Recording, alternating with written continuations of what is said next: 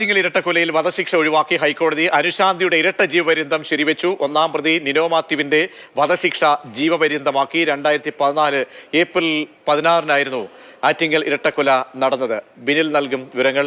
ബിനിൽ, കോടതിക്ക് മുൻപാകെ വന്ന ആവശ്യവും അപേക്ഷയും ഇതിൽ വരുന്ന ഇപ്പോഴത്തെ തീരുമാനം, ഒപ്പം ഈ കേസുമായി ബന്ധപ്പെട്ടതിന്റെ പശ്ചാത്തലം കൂടി.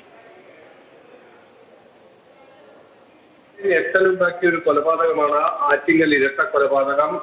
ടെക്നോ പാർക്ക് ജീവനക്കാരനായിരുന്ന നിനോ മാത്യു തന്റെ കാമുകി അനുശാന്തിക്കൊപ്പം താമസിക്കാനായി അനുശാന്തിയുടെ മകളെയും 4 വയസ്സ് മാത്രം പ്രായമുള്ള മകളെയും അതോടൊപ്പം തന്നെ ഭർത്താവിനെയും കൊലപ്പെടുത്താൻ ശ്രമിച്ചു എന്നതാണ് ഇതിലെ ഏറ്റവും പ്രധാനപ്പെട്ട കാര്യം. അതോടൊപ്പം തന്നെ ഭർത്താവിന്റെ അമ്മയെയും നിനോ മാത്യു കൊലപ്പെടുത്തിയിരുന്നു. തുഷാരത്തിൽ ഓമന 57 വയസ്സ് പ്രായമുള്ള ഓമനെ സ്വസ്തികയുമാണ് കൊലപ്പെടുത്തിയത്. ആ കേസിൽ ഇപ്പോൾ ഹൈക്കോടതിയിൽ നിന്ന് വരുന്നത് ഇത് അപൂർവങ്ങളിൽ അപൂർവമായൊരു കൃത്യമായി കണ്ടുകൊണ്ടാണ് കീഴ്ക്കോടതി നിനോ മാത്യുവിന് വധശിക്ഷ വിധിച്ചത്. പക്ഷേ ആ വധശിക്ഷ ഹൈക്കോടതി ഇളവ് വരുത്തിയിരിക്കുന്നു. പക്ഷേ കോടതി ജീവപര്യന്തമായി ഈ തടവ് ശിക്ഷ കുറയ്ക്കുമ്പോൾ പോലും കടുത്ത ഇടപെടൽ കോടതിയുടെ ഭാഗത്ത് നിന്ന് വന്നിട്ടുണ്ട്.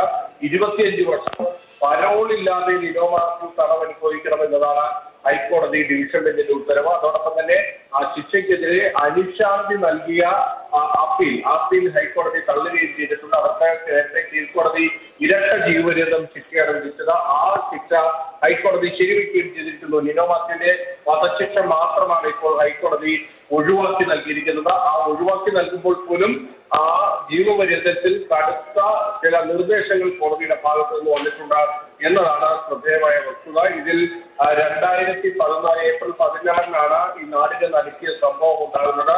നിനോ മാത്യു തന്റെ ഓഫീസിൽ നിന്ന് ജീവനക്കാരോട് കളവ് പറഞ്ഞാണ് അനുശാന്തിയുടെ വീട്ടിലെത്തി ഈ കൃത്യം നിർവഹിക്കുന്നത്. പിന്നീട് തിരുവനന്തപുരം പ്രിൻസിപ്പൽ സെഷൻസ് കോടതിയാണ് വിചാരണ പൂർത്തിയാക്കി ഇതിൽ നിനോ മാത്യുവിന്റെ വധശിക്ഷയും കാമുകിയായിരുന്ന അനുശാന്തിക്ക്. ശരി, ബിനിലാണ് വിവരങ്ങൾ നൽകിയത്. ആറ്റിങ്ങൽ ഇരട്ടക്കൊലയിൽ വധശിക്ഷ ഒഴിവാക്കി ഹൈക്കോടതി. അനുശാന്തിയുടെ ഇരട്ട ജീവപര്യന്തം ശരിവെച്ചു. നിനോ മാത്യു ഒന്നാം പ്രതിയുടെ വധശിക്ഷ ജീവപര്യന്തമാക്കുകയും ചെയ്തിരിക്കുകയാണ്.